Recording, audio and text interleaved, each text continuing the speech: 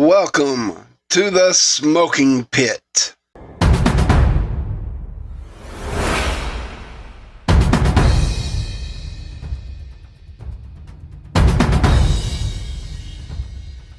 By 035 None. Growing up playing video games and watching war movies, I didn't think twice about joining the Marines, so I could be in the infantry. I went through all the training and unwelcome hardship that makes you really reconsider your decision. Anyway, I got stationed to a desert base known as 29 Palms, the largest piece of military-controlled land in the US. It covers approximately 930 square miles in total. It's fucking huge, in Southern Carolina and a few hours from Mexico. When you're out that far, you start to see some shit. Fast forward to my first field op and me losing my shit.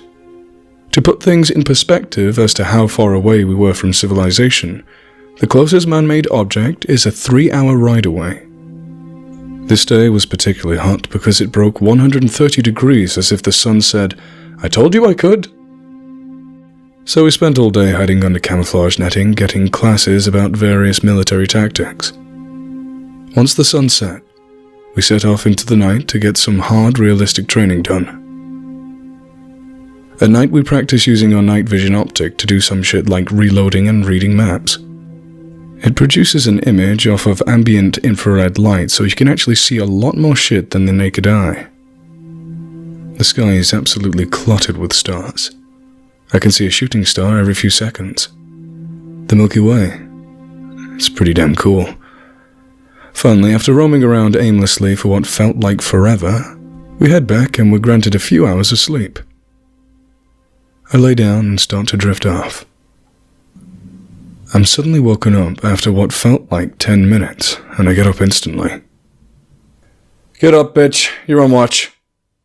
God damn it. I get dressed and stand my post dutifully like I'm told at the checkpoint. I'm given a radio and told only to lift the barbed wire after it gets approved over the radio. It's maybe around 2 a.m. and everyone else in my company is dead asleep, except for myself and an officer in the comm truck. All I can hear are the coyotes. I decide to start looking at the stars with my night vision. I hear a coyote yelp off in the distance, and I think nothing of it. A few minutes later, another Marine comes over a small hill in front of me. Nothing crazy, probably taking a dump. He walks towards me, but his eyes don't really reflect the light. Rationally, one of us is probably dehydrated, so I think nothing of it. He approaches me, and after a few seconds of staring at me, he simply says, "Can I come in?" His voice didn't sound right. No inflection or questioning tone. Weird. I asked him what his name was and why he was out so far taking a dump. He tells me his name, Sergeant Wright, and he ignores my dump question. Same weird voice. Granted, I'm new to the unit, so I don't know anyone named Sergeant Wright, but I still had to verify it. "Maine, this is Road Guard 1. There is a Sergeant Wright requesting entry, over." "Road Guard 1, this is Maine. There is no Sergeant Wright in this company, and the closest unit is 25 miles away. Make sure..." Shit. "Get the fuck back here right now. Don't let him in, and don't look at him. Just run." As the weird dude started to hear this, his face changed to severely angry, like he wanted to rip my throat out and drink my blood. By the time I got back, everyone is awake. All of the vehicle lights are turned on and everyone's backing up, scrambling into the trucks. We leave a lot of shit behind, like tents, water and food, and drive the entire 3 hours back. I never got an explanation from anyone but my squad leader, who was a simple backwoods kind of guy, who bluntly said that whatever I saw wasn't asking to get through the gate. I never really understood what he meant by that until I discovered creepypasta no sleep. More to come. Trying to do these in chronological order as fast as I can. As you can guess, they get crazier as they go. Okay, so these are all in chronological order, starting with my first day out in the desert, which I've already said. And now, for the Mountain Edition. After my most recent creepy experience with weird-looking people scaring the fuck out of me, we went somewhere much more terrifying. A remote little Marine Corps base called Bridgeport. It's a national forest just north of Yosemite. It was built to train Marines in the art of mountain warfare. There's a lot of mountains. It's cold, it's windy, and if you ever go there, you'll hate your life too. Anyway, when we first get there, we stay in these creepy concrete huts with bunk beds in them. There's a bathroom and some showers, and that's about it. You fight over your outlets to charge your electronics, and there's not really any heat besides a bunch of Marines cramped into one area. The first few days are miserable. Your body has to adjust to the new altitude. The air has less oxygen, so physical work and exercise plays out in slow motion. Oh, and you're constantly tired and all you want to do is sleep. There isn't much in terms of fresh food, and things can get pretty bleak if you have the wrong mindset. You wouldn't believe me if I told you that these were the better times. Eventually, we march into the mountains carrying our ridiculously heavy packs, stuffed to the brim with warming layers, food, water, and nicotine. The first few days were easy. We would hike all day and stop to rest and learn a few things on survival and such. There was some snow in the lower parts, but not a ton, thankfully. Around the fourth night, someone had the awesome idea of making us practice our nighttime navigation skills. I am a pretty decent navigator myself, so I was up for the challenge. No big deal. They hand out the compasses, maps, and protractors, and set up an elaborate system of how to get to the finish line. It was staggered so people weren't walking all over each other. This is where things get interesting. I'm in the woods. It's dark and cold. I hate my life, so I'm stumbling through the trees and brush loud as hell without a care in the world. I just want to finish this dumb training so I can go to sleep. I get to the first point easily because there was some moonlight shining through the trees. The second one was a place in a fucking river, and I still remember how livid I was standing in the river, copying down the word donkey etched into an ammo can on the top of the rock. In a freezing cold river. Wet boots will drive a man insane. I stop to squeeze out the moisture from my socks, and I get this primal feeling that I'm being watched.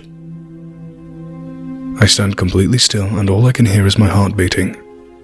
No wind or wildlife, just me. My first thought is that it's a Marine trying to piggyback off my success. I put my soggy boots back on and do what anyone would do. I crest the next hill and stop so I could listen. Nothing. Maybe I'm just freaking the fuck out. Screw this. I keep walking.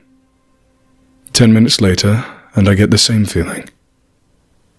Any rookie stalker knows that you have to match the person's steps so they don't hear you. So I start to randomly stop or change my step. After a few wholehearted tries, I don't hear any footsteps. But I do hear breathing. If it's a mountain lion or something crazy, I have no choice but to keep walking and hope I can pull out my dull Gerber knife out in time. About this time, I get to the third point and plot my final point. It's near a road, so I cut straight east and literally book it up the road. I still felt like I was being followed the entire time, but I felt safer because I could hear the low roar of a Humvee engine up the road. Looking back, I led whatever it was right to the rest of us. That was a dumb mistake. Nothing else happened that night. Everyone else gives up and just uses the roads to make it back to camp. Those who don't make it back are told to walk towards the sound of the beeping horn. Funny. I finally get to sleep in the safety of numbers. We use the next day to remediate our nighttime land nav skills and refuel our bodies with food. Once the sun sets, we march off into the mountains in a file. Unfortunately, since I carry a rocket launcher, my natural position is in the back, but not the very last, so that's a positive. We spend the early night hiking. We're moving very fast and probably 20 meters spaced apart. At times, it was common to lose sight of each other, All of us were slowly getting exhausted. Suddenly, shit just gets dark. Like the ambient light is just being absorbed. I get the same primal fear. Extreme silence? Yep. Fuck. I keep walking without a word until I hear someone, probably the guy behind me, call my name. I turn around, and he looks at me like I'm an idiot. What the fuck? Keep going, dude. They're gonna lose us. Okay, weird. Who called my name? I spin back around and try to see my way through the brush for the guy in front of me. I get a glimpse of him and discreetly yell at him to slow down, but he doesn't even hear me. What the fuck? About the same time, I hear from behind me, "Dude, what the fuck is that?" I hear the light rustling of leaves and some twigs, but that's it. I run maybe 15 meters, which isn't far, but at night it is. There's nothing but this pack on the ground and his rifle. I call out his name. Nothing. I reach for my radio. It's dead. I turn on both of my flashlights. Dead. Fuck, fuck, fuck. I start yelling. I blow my rape whistle that they made me pack. Nothing. I don't know how long it took them to realize I was missing, and how they backtracked their way to me, but it felt like hours. I could feel whatever it was just out there waiting, fucking toying with me.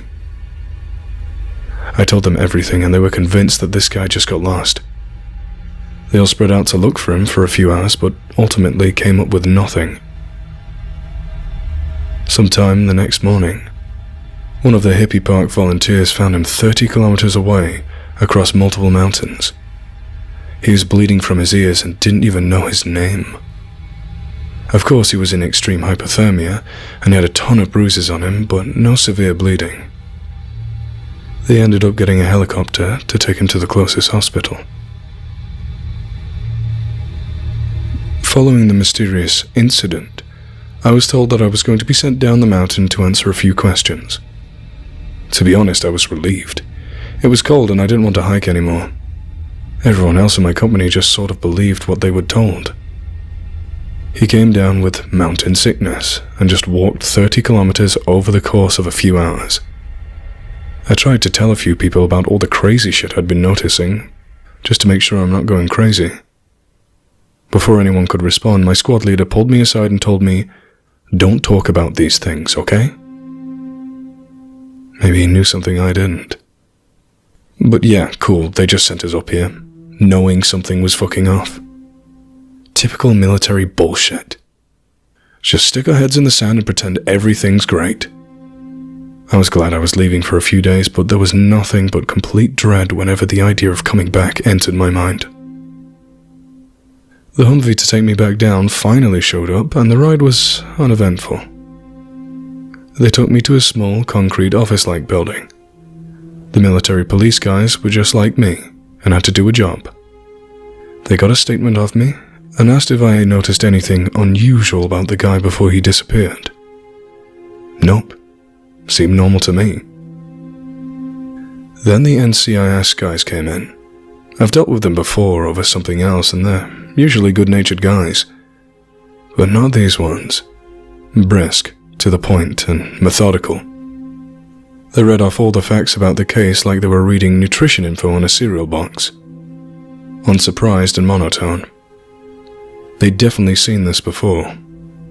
They asked the same questions. When I had told them about all the creepy things I had noticed, they told me I was probably suffering from mountain sickness too. I was beyond pissed, but I knew better than to argue with them. Another thing. They asked me if I had taken any pictures that day. I told them I didn't, but I thought that was strange. Next, they asked if they could swab my boots. To this day, I am honestly confused as to why the hell they would do that. I don't know if they were fucking with me or if it was something else.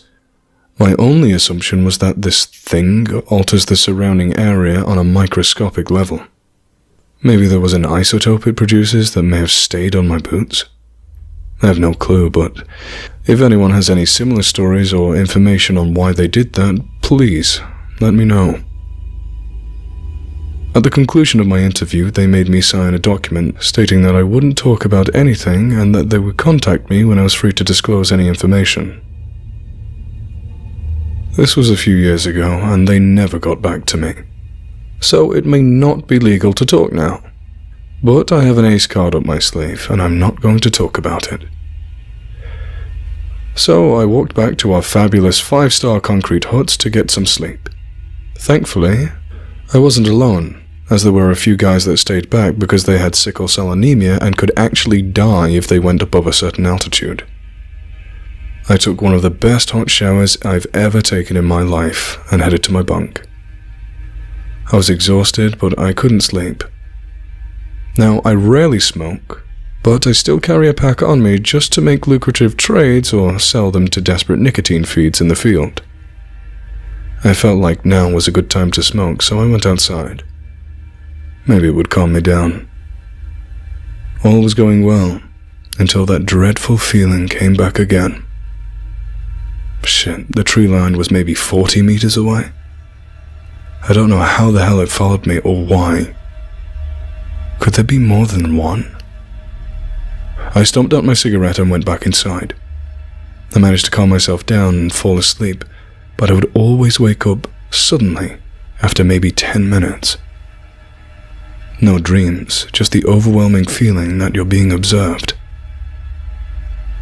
The next day I packed all my gear into the Humvee and helped the driver load some stuff into the back. The drive was uneventful and I managed to catch some sleep, only to be woken up by the rough terrain here and there. When we finally arrived, it was almost afternoon and the company was preparing to cover some serious terrain that day. Just my luck. Before I knew it, we were trundling up a steep mountainside. I didn't think it could get any worse until it began to sleet heavily. It was bad. The wind picked up and it felt like we were being cut with glass. I couldn't see, people were getting lost and the rocks were slippery. We hiked for hours upon hours and I swear these mountains were trying to kill us. The sun began to set and our clothes began to freeze on us. If that wasn't bad enough, I noticed that our compasses were acting strange. No matter how hard you tried, you would eventually end up walking towards the base of a particular mountain that was named Devil's Incline on our map. This was a military map that someone had made in the 1980s. I don't know if I'll be able to find it. Coincidentally, I got the same feeling of being stalked again. Fuck. Anyway, our guides get us to the right destination. A place called Sardine Rock. As soon as we stop, people start shaking violently because they were no longer hiking and producing zero body heat. Someone was smart enough to predict this and had 2-man tents driven up to our rendezvous point on a massive truck. We rarely use tents, but this was literally a life or death situation. To make things worse, the wind picked up and it started to downpour violently. You couldn't hear yourself talk. It was chaos. If you've ever set up a tent in the wind, you'll know how impossible it is. By the time we had everything staked in, the tent had a few inches of water at the bottom. Our sleeping systems are waterproof, but our entire bodies were soaked to the bone, so they eventually became wet from the outside in. Then the temperature dropped, and things got worse. Being in the military, you always have someone on watch. Since there was still sunlight out, I volunteered to stand it whilst everyone else hid in their tents. The picture you're seeing now is a picture I asked a friend to take, just to illustrate my misery. My Gore-Tex rain jacket is completely soaked through. Worst day of my life. Finally, I got back inside my tent and tried to get some rest. I don't remember falling asleep, but I was suddenly woken up to someone outside asking for help. It was the same voice of the guy who ended up 30 kilometers away, except that guy is still in the hospital. He would call out someone's name and say it a few times and try to get them outside. I think it was my squad leader who yelled at everyone to stay the fuck in our tents and not to go outside. For the next few minutes, he practically begged us. It sounded like he was in the tree line maybe 20 meters away, somehow guessing our names. Here it was, trying to break us down when we were at our lowest point. It could have gotten through our tents, but it wanted to fuck with us. Finally it stopped, and just as I thought it was gone, I heard it say my name twice, in a kind of haunting tone. And then a huge tree came tumbling down, and that was it. Thanks, Dick. Traumatized, everyone stayed inside their tents until we heard the trucks coming. Over the radio, we were told to pack our tents in less than 30 seconds and get on the trucks. We have no more than 5 minutes. I wasn't going to be the first one to step outside, so I waited until a good number of people got out. I've never seen a group of people move faster in my life. The tents were stuffed into their bags, poles bent, and bags were halfway on our bodies. People practically stumbled into the trucks. We were told that we were being evacuated due to terrible conditions, and that we were heading back to base. But we all knew the real reason. I was relieved to be out of the cold, but we were still on this damn mountain, and that thing would still be able to find us. When we got back, we all showered and got into dry clothes. No one talked. They just went to sleep and tried to understand what had gone down that day. Each and every single one of us realizing that we would likely go back up there in a few days.